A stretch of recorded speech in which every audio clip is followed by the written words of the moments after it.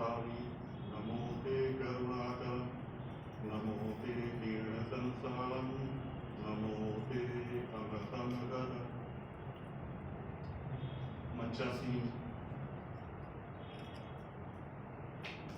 इस सभा की अध्यक्षता कर रहे संगोष्ठी के समन्वयक डॉक्टर अनूप जी, भाई ज्ञानेंद्र जी, सम्मानित विद्वज्जन भाइयों और बहनों, इस आयोजन के लिए मैं आभारी हूँ भारत अध्ययन केंद्र का कि भारत अध्ययन केंद्र के प्रांगण में जहां तक मुझे सूचना है शायद पाली साहित्य पे होने वाला यह प्रथम आयोजन है। भारत की समूची अवधारणा में तमाम परंपराएं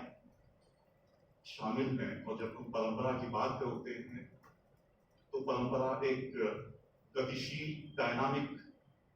प्रवाह है जिसमें कि एक उसका पैर पृथ्वी पर अपनी जमीन पर विद्यमान रहता है और दूसरा आगे की ओर बढ़ता है। और यही क्रम जो है वो भारतीय संस्कृति, भारतीय परंपरा को हमेशा गतिशील इसने बनाए रखा, प्रवाहमय बनकर रखा। तो ये एक बहुत सुंदर कदम है कि भारत अध्ययन केंद्र में पाली परंपरा और पाली ज्ञान पर विचार करने के लिए हम एकत्र हुए। भारतीय ज्ञान परंपरा संभवतः एकमात्र ज्ञान परंपरा है जिसके बीज, जिसके प्रतिबिंब दुनिया के हर कोने में, निश्चित तौर पे साउथ ईस्ट एशिया और साउथ एशिया में तो बहुत प्रगाढ़ रूप से, लेकिन उसके बाहर भी बहुत अनेक स्थानों पर दिख जाएंगे जहां अभी काम होना बाकी है, जहां और ज्यादा शोध की आवश्यकता। जैसे आप लोग में से बहुत लोग जानते होंगे शायद कि अजरबैजान में बाकू में एक हिंदू मंदिर प्राप्त हुआ। हंगरी में बुडापेस्ट के बारे में जो उनकी राजधानी है, एक शोधकर्ताओं का कहना है, कुछ शोधकर्ताओं का दावा है कि ये बुद्ध पीठ से बुडापेस्ट बना है। जर्मनी की भाषा में, चूंकि मेरा बेटा इस समय विदेश में पढ़ रहा है और जर्मन भाषा भी सीख रहा है, और उसका एक दिन फोन आया कि पापा जर्मन भाषा में भारतीय भाषाएं, संस्कृत के इतने शब्द मिलते हैं और उन्हें स्वीकार करने से उन्हें इस बात को कोई परहेज नहीं है कि इसके जड़ जो है, इसका मूल शब्द संस्कृत। मैं जब संस्कृत कह रहा हूं तो उस संस्कृत की भाग के अंतर्गत आप पाली को भी शामिल मानिए। इसलिए मानिए क्योंकि जब बौद्ध धर्म प्रवाहित हुआ वहां और लगभग यदि सम्राट अशोक के द्वारा भेजे गए 8 जो मिशनरी उन्हें छोड़ दिया जाए तो बाद का जो प्रवाह हुआ है, उस समय तक बौद्ध परंपरा में पाली और संस्कृत परंपरा लगभग समानांतर चलने लगी। तो वो शब्द यथावत पाली के हैं या संस्कृत के हैं ये कहना मुश्किल है। जैसे जापानी भाषा में लगभग 45 शब्द आपको यथावत हिंदी के या पाली के या संस्कृत के, आप जो कहना चाहें वो यथावत मिल जाएंगे। सेवा शब्द उन्हीं अर्थों में मौजूद है जापानी भाषा में, दान शब्द उन्हीं अर्थों में मौजूद है। ऐसे बहुत सारे शब्द, और उस पूरी विविधता के साथ यदि आप अन्य उसके समानांतर, भारतीय परंपरा के समानांतर आप सारी दूसरी प्राचीन परंपराओं को रखें, मसलन मेसोपोटामिया, जिसे सुमेरियन सभ्यता भी कहते हैं। सुमेरियन सभ्यता, मेसोपोटामियन सभ्यता के अवशेष कितने आज रह गए हैं, वो एक अतीत की वस्तु हो गई। मायन सभ्यता दूसरी, जो ग्वेटमाला और प्यूर्तो रिको या उस क्षेत्र में पाई जाती है, वहां की कमोबेश वही स्थिति है कि मायन सभ्यता आप बस इतिहास में पढ़ते हैं, उसका कोई आज के समाज से, आज की सभ्यता से, आज की संस्कृति से कोई गवाह आपका ढूंढना मुश्किल है जिससे ये कर सके कि ये उसी रूप में विद्यमान है, उसी रूप में प्रभाव है। इजिप्शियन सभ्यता तीसरी प्राचीन सभ्यता यदि माने, चीन अलग एक प्राचीन सभ्यता है। चीनी सभ्यता के मामले में आप कह सकते हैं कि वो गवाह आगे तक चला है, लेकिन आज की और हाल की पिछले 100 सालों के राजनीतिक इतिहास को देखें तो ये कहना मुश्किल है कि कब तक कितना चला और कितने तक वो जीवित रह पाए। अवशेषों में जीवित रहना और व्यक्ति के जीवन में और समाज में जीवित रहने में बहुत बड़ा अंतर। भारतीय परंपरा सिर्फ इसलिए नहीं विशिष्ट रही कि उसने किसी एक विचारधारा, किसी एक परंपरा, किसी एक संस्कृति को बहुत ज्यादा महत्व दिया। भारतीय परंपरा इसलिए महत्वपूर्ण है और इसलिए वो गतिशील और प्रवाहमय है क्योंकि इसने हर परंपरा को, हर वैचारिकी को, चाहे वो विरोध में ही क्यों न खड़ी हो, चाहे वो प्रतिरोध में क्यों न खड़ी हो, चाहे वो कितना ही अलग स्थान ग्रहण करती हो, जैसे अभी डॉक्टर संजय जी, क्षमा कीजिएगा संजय जी को भूल गया, मंचा थी, डॉक्टर संजय जी को भी प्रणाम करता हूं। चार्वाक का जिक्र किया, एक श्लोक भी इन्होंने कहा, यावत जीवे सुखम जीवित वगैरह वगैरह। दूसरी भी उससे भी ज्यादा रेडिकल एक श्लोक कहा जाता है, पित्वा पित्वा पुनः पित्वा यावत पतति भूतले, पियो पियो, इतना पियो जब तक कि जमीन पे गिर न जाओ। उत्थाय च पुनः पित्वा पुनर्जन्म न विद्यते, उठो, गिरो, फिर उठो और पुनः पियो, क्योंकि पुनर्जन्म न विद्यते, पुनर्जन्म का कोई स्थान नहीं। अब ऐसी भी परंपरा थी, लेकिन पूरे भारतीय दर्शन में, पूरी भारतीय समाज में, भारतीय संस्कृति की उदारता का ऐसा अनूठा रूप पूरी दुनिया में नहीं दिखता, जहां की वैचारिक विरोध के चलते किसी व्यक्ति को शारीरिक तौर पर क्षति पहुंचाई गई, शारीरिक तौर पर उसकी हत्या की गई, जैसा कि आज पूरी दुनिया में जैसा दिखाई पड़ रहा है। क्रूसेड का इतिहास आप अब्राहमिक रिलीजन के, यदि जो जिन्हें सेमेटिक रिलीजन भी कहते हैं, आप जुडाइज्म, क्रिश्चियनिज्म और इस्लाम के पूरे प्रवाह को देख लीजिए। ये और बात है कि एक ही अब्राहम से तीनों की ओरिजिन, तीनों की जेनेसिस मानी जाती है, लेकिन कितना विशाल नरसंहार हुआ है धर्म के नाम पे, आज भी हो रहा है। उसके समानांतर भारतीय पूरी परंपरा में कहीं कोई इस किस्म की क्षति, इस किस्म का दुराचार, इस किस्म का वैचारिकी के आधार पे, दार्शनिक मान्यताओं के आधार पे, क्योंकि हम तो जब आज की बात कर रहे हैं तो हम भारतीय धर्म को सिर्फ बौद्ध धर्म, जैन धर्म या हिंदू धर्म या वैदिक धर्म के रूप में ही समझते हैं, लेकिन पाली साहित्य की पूरी योगदान को यदि देखें आप, तो यदि आपके पास सामान्य फलश्रुत न होता तो उन 6 तीर्थंकरों के, जिसमें एक तो मान लीजिए जैन धर्म अभी भी मौजूद है, निगंटनाथ नाम से जिनका उल्लेख मिलता है, अजित केशकंबली, बुद्ध का चयन, संजय बेलट की पुत्र मखली गोसाल, इन सब के बारे में, पुरण काश्यप, इन सब के दार्शनिक विचारों के बारे में आपको कैसे पता? इतनी भांति भांति की, मखली गोसाल एक नग्न संप्रदाय,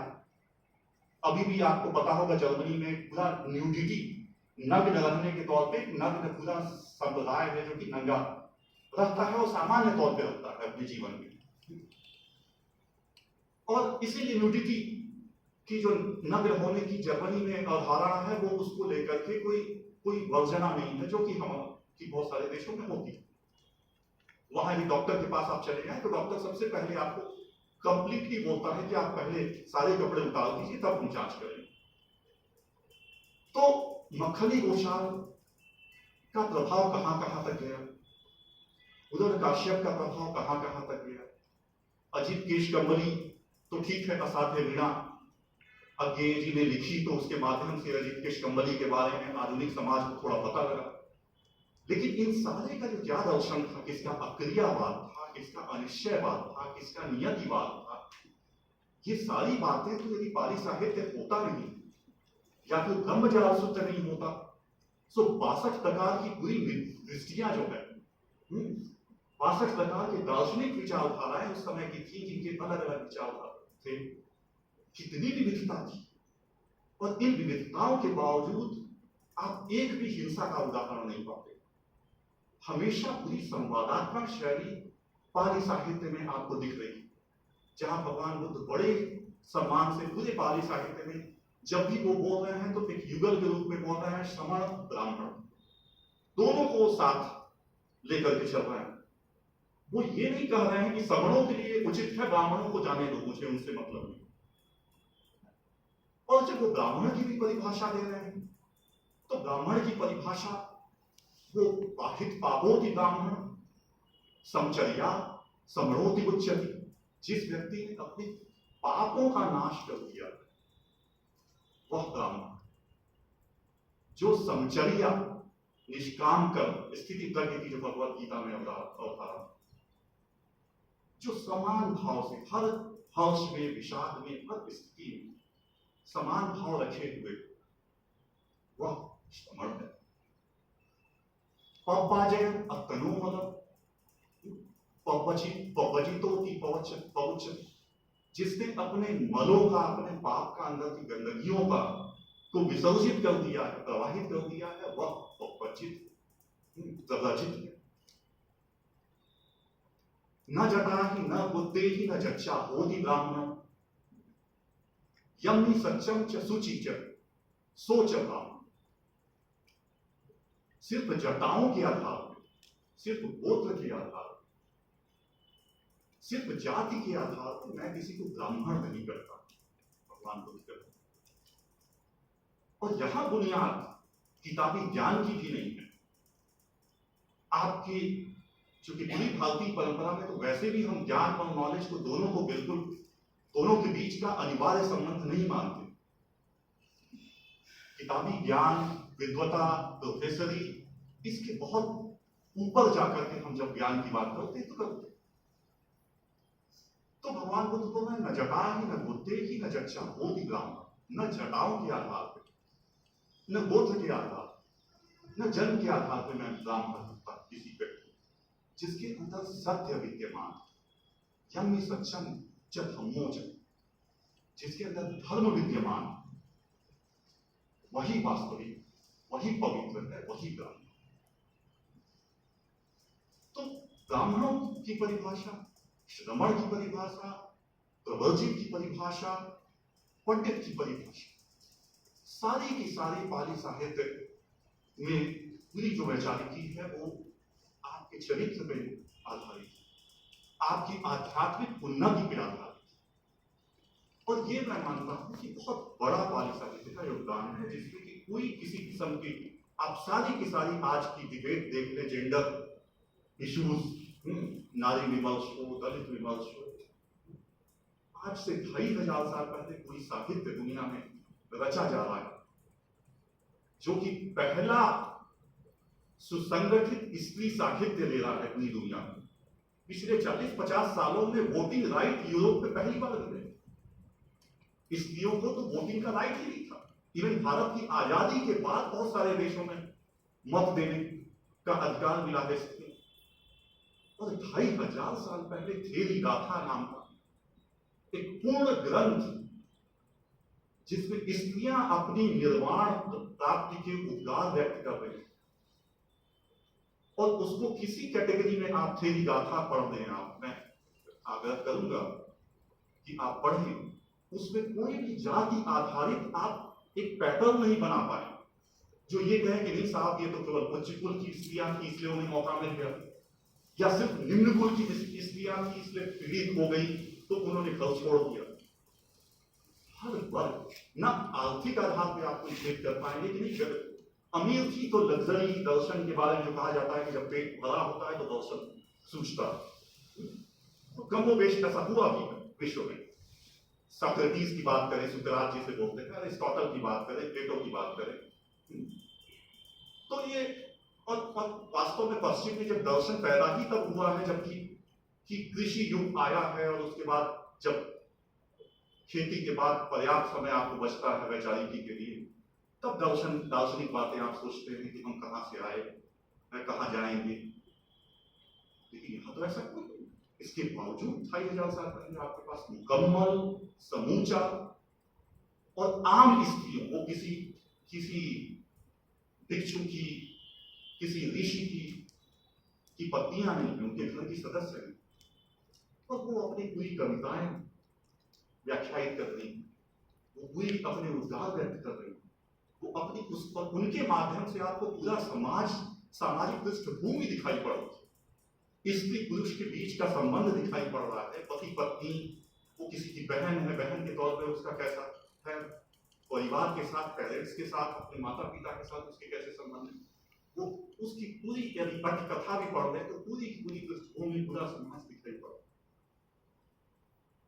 भारत ग्रीक की परंपरा की बात करें, भारत और ग्रीक का संबंध, ग्रीस का संबंध, क्योंकि ग्रीस, इसलिए मैं खासतौर पे इसका जिक्र करना चाहूंगा यहाँ पे, क्योंकि पश्चिमी दर्शन का जो कल्मिनेशन है, चरम उत्कर्ष है, वो ग्रीक फिलॉसफी, सबसे प्राचीनतम जो प्रथम फिलॉसफी, यानी यहाँ जब 3000 साल या कालक्रम में नहीं कहना चाहूंगा, लेकिन वेदों में, उपनिषदों में जब पूरा दर्शन रचा जा रहा था, तब तक पश्चिमी दर्शन का कहीं पता नहीं। पहला दार्शनिक 6th century before common era, before Christ जिसे पहले कहा जाता था, हम बिफोर कॉमन एरा बोलते हैं, सीई बोलते हैं, 6ठी शताब्दी ईस्वी के आसपास थेलीज पहला हुआ। उसके बाद थेलीज ने बोला कि पानी से पूरी दुनिया बनी है, पानी से विकास हुआ है। अब थेलीज ये नहीं बता पा रहे हैं कि पानी से भाई आग कैसे पैदा हो गई। उसके बाद एम्पेडोक्लीज आए, उन्होंने बोला कि साहब नहीं, आग से, हवा से हुआ, पूरी दुनिया बनी। हेराक्लाइटस आए, उन्होंने बोला साहब आग से बनी। कोई तर्क नहीं, सिर्फ अवधारणाएं हैं, उनके पीछे कोई तार्किक विकास नहीं। उस लिहाज से यदि आप देखें तो भारतीय दर्शन में, यहां तक कि आप बाकी षट दर्शन और 3 अवैदिक दर्शनों को छोड़ भी दें, चार्वाक को भी यदि आप भौतिकवादी माने, और चार्वाक के दर्शन को भी यदि आप ये मान लें कि जैसा कि सर्वदर्शन संग्रह में मध्वाचार्य के, या षट दर्शन समुच्चय में हरिभद्र सूरी के जिस तरीके से चार्वाक प्रस्तुत किए गए, हालांकि इसको लेकर एक लंबी बहस है कि चार्वाक वास्तव में वैसे ही थे, या क्योंकि एक प्रतिपक्षियों के माध्यम से आप किसी को समझ रहे हैं, चार्वाकों के अपने मूल दर्शन उपलब्ध नहीं, मूल ग्रंथ उपलब्ध नहीं। प्रबोध चंद्रोदय, आप हैं जयराज भट्ट की जो पुस्तक है उसको छोड़ दें, तो चार्वाक भी जब पूरे भौतिकवादी दर्शन से चेतना की उपस्थिति बता रहे हैं, तो उसके वो पीछे वो 4 महाभूत मान करके वो पूरी की पूरी दार्शनिक अवधारणाएं, दार्शनिक तर्क वितर्क कर रहे हैं कि ऐसे बना है, ऐसे भौतिक पदार्थों से, 4 महाभूतों से चेतना का विकास होता है। ठीक है, वो पान का भी उदाहरण दे रहे हैं, कत्था का उदाहरण दे रहे हैं, चूना का उदाहरण दे रहे हैं कि ये जब आपस में मिलते हैं तो लाल रंग जैसे पैदा होगा। लेकिन कितना समृद्ध इतिहास, कितनी समृद्ध राजनीतिक अवधारणाएं आपके पास मौजूद है, और वो सारी की सारी को जानने का एक बहुत बड़ा आधार जो है वो पाली साहित्य, क्योंकि उसके पूर्व में जो है साहित्य हमारे, उसमें दर्शन ज्यादा है, लेकिन एक जीवंत समाज जिसमें राजनीतिक विचार विमर्श हो रहे हैं, अजात शत्रु वैशाली को जीतना चाहता है और वो कैसी राजनीति कर रहा है, वो वंशकार को भेज रहा है बुद्ध के पास कि कैसे वैशाली एकमात्र जो अभी गण बचा हुआ है लोकतांत्रिक, उसे हम कैसे अपने अंदर ले लें। और फिर बुद्ध बोल रहे हैं कि 7 प्रकार के वैशाली के लोग 7 प्रकार के अपरिहार्य धर्मों का पालन करते हैं। 7 इनडिक्लाइनेबल का मतलब कि ऐसी उनका जीवन है, उनके सामाजिक मूल्य ऐसे हैं, जब तक वैशाली के लोग उन 7 नैतिक मूल्यों का पालन कर रहे हैं, अजात शत्रु से बोलो कि वो भूल जाए कि वैशाली को जीत पाए। उन 7 मूल्यों को आप देखें, वो बोल रहे हैं कि वैशाली के लोग अपनी स्त्रियों का सम्मान करते हैं। दूसरा, वैशाली के लोग अपने गुरुजनों का, बुजुर्गों का, अपने समाज के जो वरिष्ठ जन हैं, उनका सम्मान करते हैं और उनके विचार विमर्श से, उनकी राय से, उनका मार्गदर्शन में कोई निर्णय लेते हैं। तीसरा, वो हर निर्णय को आपस में गण में मिल करके, लोकतंत्र जैसा आप जानते हैं, गण में आज की जो पार्लियामेंट्री डेमोक्रेसी है उसकी संरचना कि वो सारा विचार विमर्श करके सारी बातों का निर्णय लेते हैं और तब फिर उस पर अमल करते हैं। ऐसी तमाम बात, राजनीतिक विमर्श की आप बात करें, सामाजिक विमर्श की बात करें, इवन सामान्य तौर पे मैं मानता हूं कि आप आज के सारे मानक प्राचीन सारे ग्रंथों पे और प्राचीन सारे दर्शनों पे नहीं आपको लागू करना। 2500 साल का पहले का समय एक दूसरा समय था, हर देश काल की एक अपनी, लेकिन यदि आज के देश काल के सामाजिक और नैतिक मूल्यों की पूरी अवधारणा से भी आप जांचने की कोशिश करें तो पाली साहित्य में आपको वो सारी सामग्री मिलती है जो न सिर्फ किसी सामाजिक साहित्य, समाज दर्शन के व्यक्ति के लिए आवश्यक है जानना, न सिर्फ कला या ह्यूमैनिटीज जिसे बोलते हैं उनके लिए आवश्यक है, बल्कि आज की पूरी डिबेट, यदि आप फिजिक्स की बात करें तो 2000 आप जानते हैं कि फोटॉन जो आइंस्टाइन की थ्योरी थी, आइंस्टाइन की थ्योरी आगे चल के जो एक उन्होंने बोला था कि आइंस्टाइन ने कि एक कुछ हिडन पार्टिकल्स हैं जो पार्टिकल और वेव का आपस में संबंध, उसको खारिज करने वाली 2022 में जिन फिजिक्स के विद्वानों ने पिछले 40-50 सालों से कर रहे थे, और वो उसके लिए उन्हें नोबेल मिला, जिन्होंने फोटॉन को ये किया कि अभी तक की पूरी अवधारणा जो है वो ये है कि चेतन और भौतिक जगत के बीच के में चेतन तो भौतिक को प्रभावित करता है, और भौतिक भी हम जानते हैं कि शरीर में कोई असुविधा होती है तो हमारा मन दुखी होता है वगैरह वगैरह, लेकिन शुद्ध चेतना रहित भौतिक पदार्थ किसी चेतना को प्रभावित कर